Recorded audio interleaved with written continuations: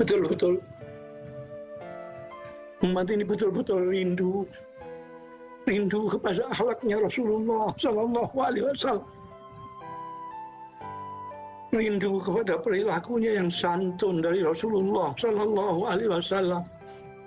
Tolong para kiai, para ustadz, para habaib, tolong hadirkan lagi akhlaknya Rasulullah Sallallahu Alaihi Wasallam, kasih sayangnya Rasulullah kepada sesama, dakwahnya Rasulullah yang mengajak. Tolong itu dihadirkan. Tolong dihadirkan itu kasih sayang. Agar orang-orang yang awam, yang tidak paham Al-Quranul Karim, kurang paham dengan pribadi Rasulullah Sallallahu Alaihi Wasallam, bisa menyimak.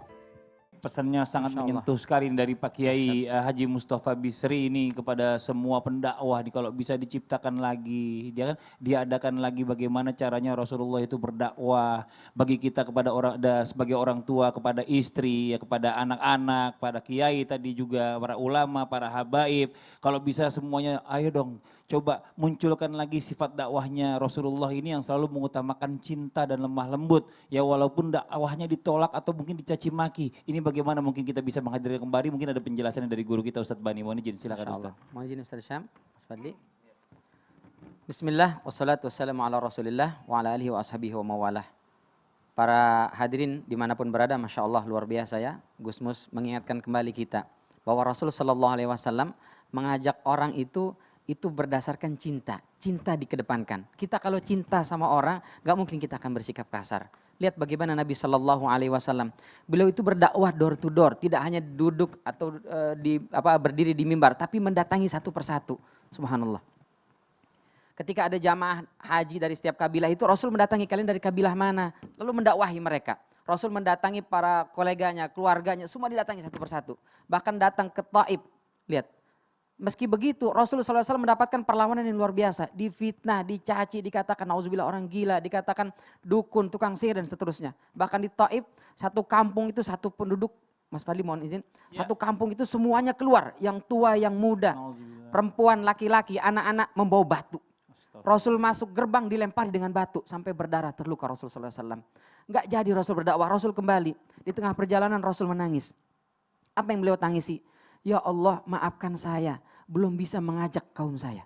Merasa salah dirinya, subhanallah. Bukan menyalahi mereka yang menolak ajakan Rasulullah, tapi menyalahi dirinya. Sampai alam ikut menangis. Sampai datang malaikat, ya Rasul bilang iya, ini Taif ini antara dua gunung. Bilang iya, gunung ini akan kita timpakan, hancur semuanya. Subhanallah. Apa kata Rasulullah SAW? Allahumma hdi qaumi fa innahum la ya'lamun. Ya Allah berikan hidayah kepada kaum saya. Mereka enggak tahu bahwa saya mengajak kepada kebaikan, saya mengajak kepada keselamatan. Mereka enggak ngerti, maka seperti itu mereka menolak. Subhanallah. Ya. Kalau kita ditawarin begitu, ya udah abisin aja, udah kumpet banget sama dia orang. Subhanallah.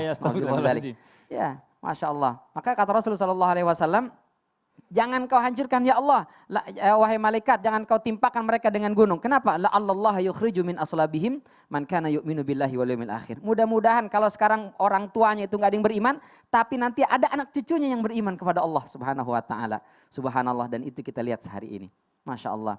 Jadi hadirin rahimani wa rahimakumullah, agama kita mengajarkan kepada kita tentang kelembutan. Mengajak kebaikan saja harus dengan cara-cara yang baik. Kata Allah, ud'u ila sabili rabbika bil hikmati wal mau'izatil hasanah wajadilhum billati hiya ahsan. Maksudnya wajadilhum bil mujadalati allati hiya ahsan. Ini Allah mengajarkan kepada kita, ajaklah manusia ke jalan Allah dengan cara-cara yang baik ya. Dengan kebaikan, dengan cara yang baik. Kalaupun harus berdebat dengan cara yang baik juga. Dalam ayat ini semua menggunakan kata benda yang mu'annas. Mu'annas itu sifat perempuan. Mas Badli, Ustaz Syam mohon izin ya. Ada tak marbutohnya menunjukkan perempuan. Kata para ulama, kenapa? Bil mau'izatil hasanah, karena ini menunjukkan ketika kita berdakwah kedepankan kelembutan, rasa cinta tadi, rasa sayang. Kalau Rasulullah rasa cinta dan sayang dikedepankan, kalau kita husnuzon minimal.